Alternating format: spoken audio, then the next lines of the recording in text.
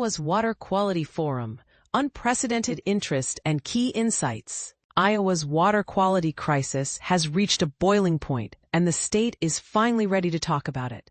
But here's where it gets controversial. A groundbreaking report linking 80% of river nitrates directly to agriculture is about to take center stage, and not everyone is ready to hear it. On Monday, Drake University's Sheslow Auditorium will host Iowa's first ever public forum on water quality, co-hosted by Polk County and the Raccoon Institute. The event has already shattered expectations, with over 1,000 registrations pouring in. A turnout Dr. Adam Shriver, Director of Wellness at the Raccoon Institute, calls unprecedented. "The energy around this is unlike anything I've ever seen," Shriver said. "People are signing up in droves, and it's clear this issue has struck a nerve."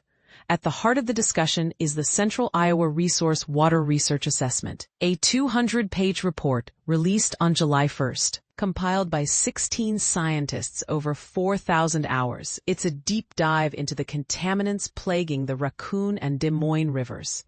And this is the part most people miss. While nitrates dominate the conversation, the report uncovers a web of issues, from bacteria levels to broader environmental practices that paint a complex picture of Iowa's water challenges. "It's not just about nitrates," Shriver explained. "This report tells the whole story, and it's eye-opening." 4 of the scientists behind the study will present their findings and take questions from the public, offering a rare chance for Iowans to engage directly with the experts. The report's recommendations, 24 in total, could reshape how the state approaches water quality. But will they be enough? Here's the bold question. Can Iowa balance its agricultural roots with the urgent need for cleaner water? Or is this a zero-sum game? Recent events like lawn watering bans, fish kills, and beach closures have likely fueled public interest. But the stakes go far beyond inconvenience. This forum isn't just a discussion, it's a call to action. Held from 6 to 7:30 p.m. at Sheslow Auditorium, 2507 University Avenue, Des Moines, the event is free to attend, both in person and online. Registration is available at Best Bright. www.eventbrite.com/e, Our Water, Our Future, a look at the Central Iowa Water Quality Report, tickets 1485153709. As the debate heats up, one thing is clear. Iowa's water crisis isn't just a problem, it's a turning point. What's your take? Do you think agriculture can adapt to protect water quality, or is this an unsolvable conflict? Let us know in the comments. This conversation is just getting started. Reducing nitrate pollution in Iowa's waterways. Tackling nitrate pollution in Iowa. Imagine a farmer who, despite having the lowest yield per acre in his county, boasts the highest profits. This was the case when I had the opportunity to hunt pheasants on his land years ago. One morning, as we relaxed on his porch with a view of his cornfield, he shared his secret.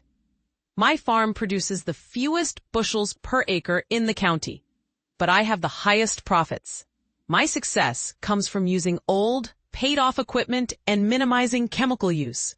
I have weeds in my fields, but I also have money in the bank."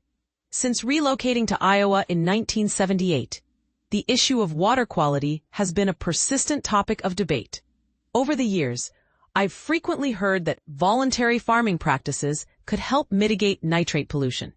While methods such as filter strips, bioretention cells, and wetland restorations are effective, their implementation has been minimal, leading to increasingly polluted water sources. The challenge with voluntary measures is that they often require farmers to sacrifice cropland for the installation of systems designed to capture pollutants.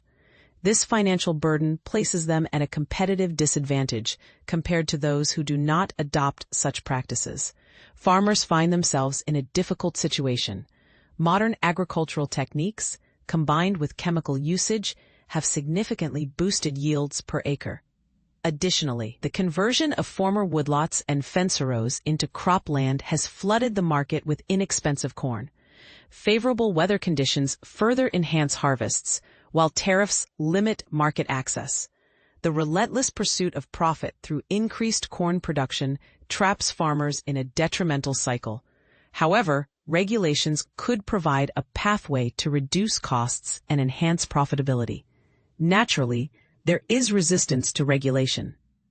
No one enjoys being told what they can or cannot do. Yet well-designed regulations could break this cycle by ensuring a level playing field for all farmers. By enforcing regulations that limit the amount of nitrogen applied per acre, we can decrease the demand for this chemical, which in turn would lower its price and reduce the excess that currently contaminates our rivers.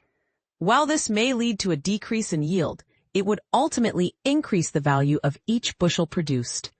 When adopted widely, such regulations could enhance farm profitability while simultaneously improving water quality. Although I'm not a farmer, I understand that nitrate pollution is a multifaceted issue.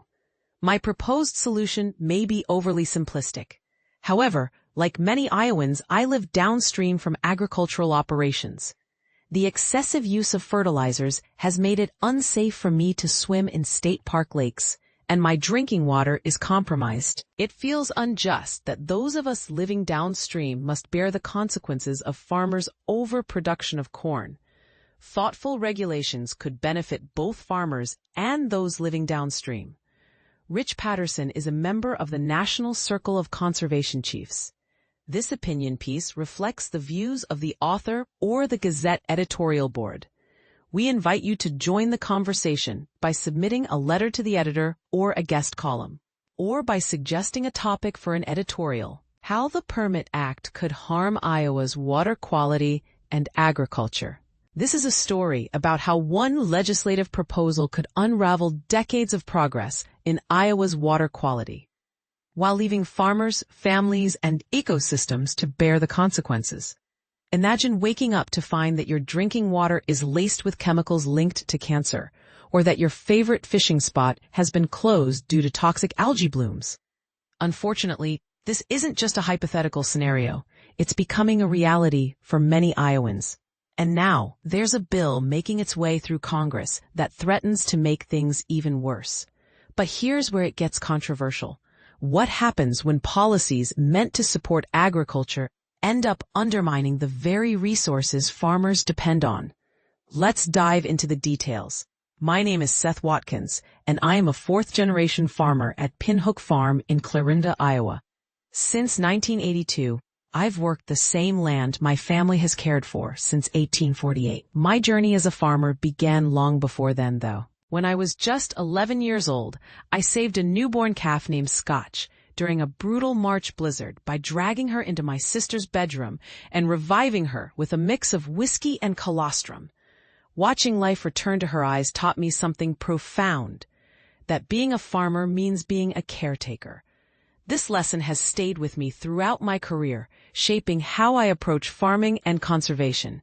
Farming isn't exactly a get-rich-quick profession. Most of us choose this path because we love working outdoors, nurturing animals, and preserving the independence that comes with tending the land.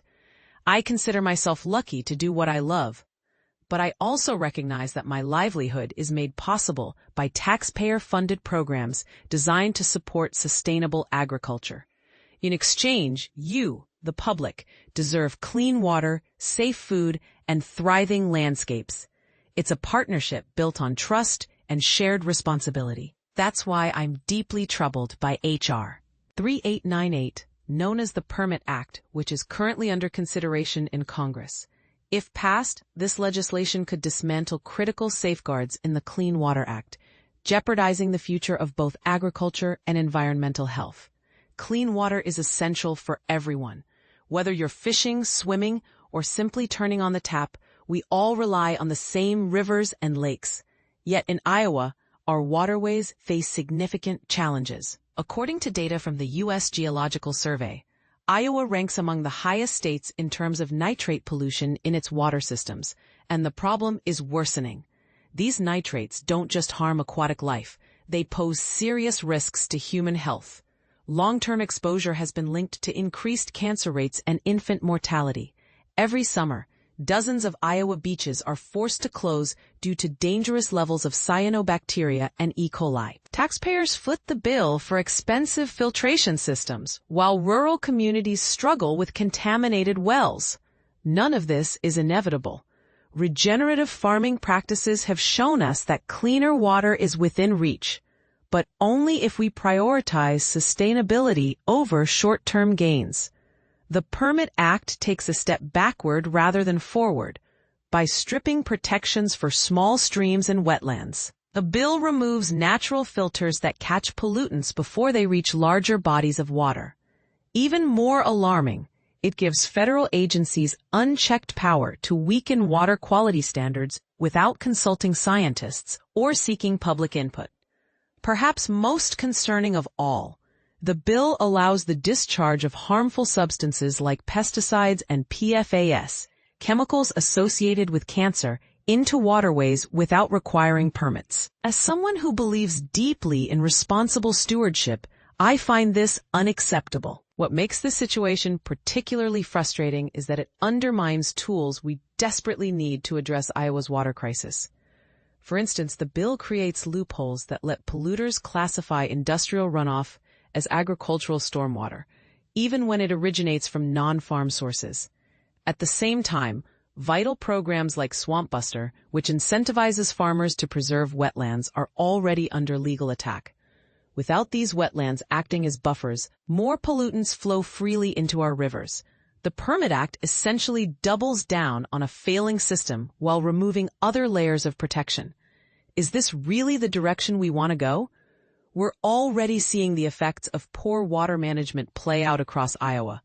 The state currently has the second highest cancer rate in the nation, partly due to prolonged nitrate exposure. Research from the Environmental Working Group suggests that up to 330 new cancer cases each year in Iowa may be tied to nitrates in drinking water.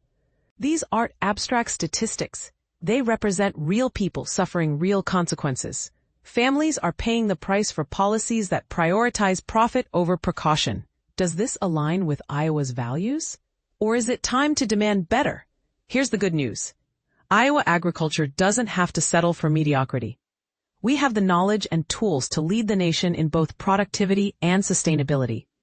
Practices like cover cropping, rotational grazing, and buffer strips not only improve soil health, but also protect water quality. There's no need for legislation that gives polluters a free pass at the expense of our environment and public health. So I urge you to take action. Contact Representatives Randy Feenstra, Zach Nunn, Ashley Henson, and Marionette Miller-Meeks. Ask them to oppose the Permit Act and stand up for Iowa's land, water, and communities. After all, we all share the same water supply. Shouldn't we ensure it's safe for everyone? As a lifelong farmer and steward of the land, I believe we can and must do better. What do you think? Do you agree that protecting Iowa's water should be a top priority, or do you see another side to this debate? Share your thoughts in the comments below.